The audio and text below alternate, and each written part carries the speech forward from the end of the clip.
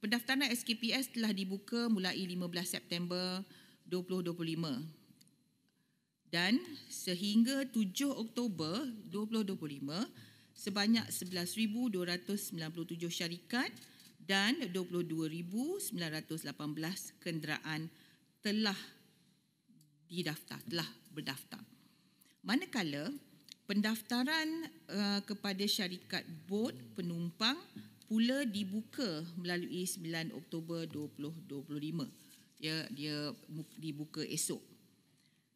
Buat masa ini, mekanisme penyaluran subsidi petrol RON 95 untuk syarikat bot penumpang dibuat melalui pembayaran balik tunai terlebih dahulu sebelum kaedah penyaluran subsidi RON 95 dan penetapan kota kepada sektor ini dimuktamadkan pada akhir Oktober 2025.